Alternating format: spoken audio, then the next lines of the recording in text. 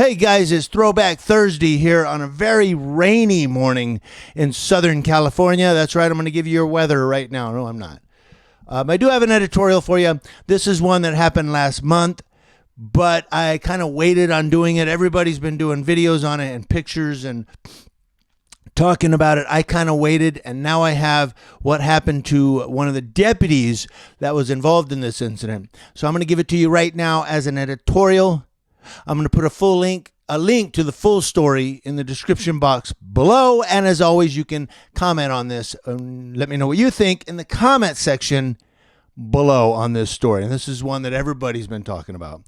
This is one that everybody's been, like I said, posting blogs and pictures and videos. And we're going to give it to you now as an editorial, what the sheriff thought about this, what happened to one of the deputies, and let you decide what you think about it, again, in the comment section below. Thank you to New York Daily News. New York Daily News, thank you for this story. I'm going to do an editorial on it right now. California. A California deputy was fired last week for his extremely troubling conduct after he choked a suspected carjacker who was driving his own car, according to authorities. The 52-year-old motorist later died.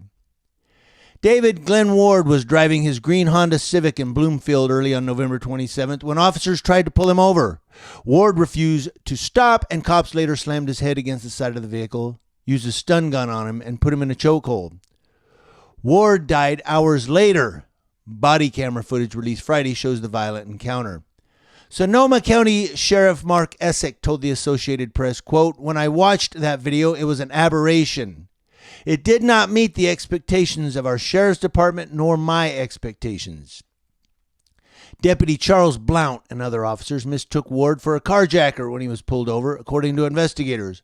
Ward did not tell them he was the owner of the vehicle, and it remains unclear why he tried to flee. Ward can be heard asking officers, "Why are you expletive harassing me all the time?" Blount can be seen trying to pull Ward out of his car through the window. Ward screams in pain at that point. Blount can be seen pulling Ward by his hair and slamming his head against the side of the car. Meanwhile, another officer used a stun gun on Ward. Deputy Blount used a chokehold on Ward for several seconds, according to the surveillance video, and Ward was later pronounced dead at a nearby hospital, and a coroner is reviewing the case. Now, Sheriff Essick said, quote, "If you watch the body-worn camera video closely, you may be concerned about what you saw. So was I. The way Deputy Blount handles the entire situation is extremely troubling. As a result, I've served Deputy Blount a notice of termination." Ward had reported his vehicle stolen 3 days before by a man who he said pistol whipped him. He had a black eye when he was confronted by the deputies and officers. Now, a couple of things here that I want to nail down, and I went through this kind of fast. I don't have a whole lot of time, but I did want to get it out to you, and I do want to allow you an opportunity to comment in the comment section below. First of all, nobody knows why David Ward was really fleeing from the officers. It's kind of a good question, but he was driving his own car that he had reported stolen 3 days before. He did have a black eye, which could have proven that he was pistol whipped. But I'm not going to give you a theory or a hypothesis and say, well, he could have been, this is why he was running. We don't know why he was running from the police. Like he wouldn't pull over, I guess. We don't know why he did that. We don't know why he was giving them a hard time. But we do know that they quoted him as saying, "Why are you officers always expletive harassing me, like F-bomb harassing me?" So maybe this guy had problems with the police before. Maybe he had run-ins with cops and he just didn't trust them. I don't blame him. Some of you say, well, if he was a bad guy, or if if you cause the cops to whatever, because there are going to be some cop supporters that are going to go, well, if the cops were always harassing him, he must have been a criminal. He must have been doing stuff wrong. But maybe he had his rights violated before. Maybe he had been abused by cops who used excessive force. You say, well, we don't know that. Well, we do know one thing, and this is the other thing I wanted to get to. Deputy Blount was criticized by his own sheriff and fired. He was handed a notice of termination. So obviously this Deputy Blount didn't do everything properly or everything correct, because not only did the sheriff hand him a notice of termination, the sheriff said, man, I did not like what I saw in that video. He did not handle that at all correctly. So perhaps this Blount had interactions with this ward before. Maybe, we don't know. Somebody had interactions with this ward before, because David Ward said, why are you guys always expletive harassing me? You know, he just didn't trust the police. He didn't like them. Here he was being pulled over in his own car. I don't know if he said, or if not, why he didn't say, hey, I did report my car stolen, but I got it back. This is my car, or what have you. You know, a lot of things went wrong on that traffic stop out there. So I'm trying to keep all my thoughts together here.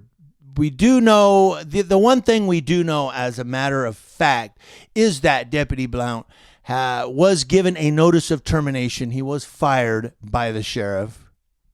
But it doesn't say he's going to be charged. In fact, I think I read earlier this month another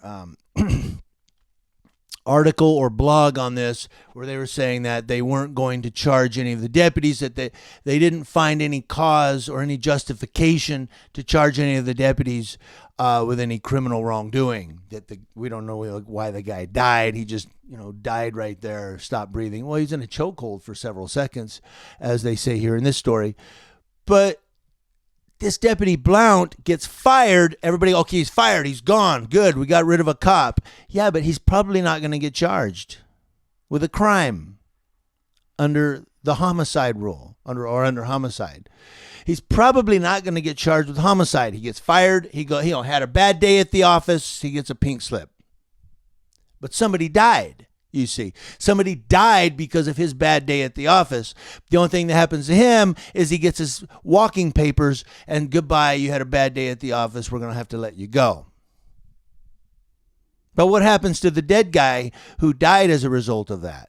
He's dead, but no homicide charges. Now, I'm not saying that it never happens. We do know that there have been law enforcement officers in history who have been charged with homicide. Not this cop. This cop gets his walking papers and he gets sent off.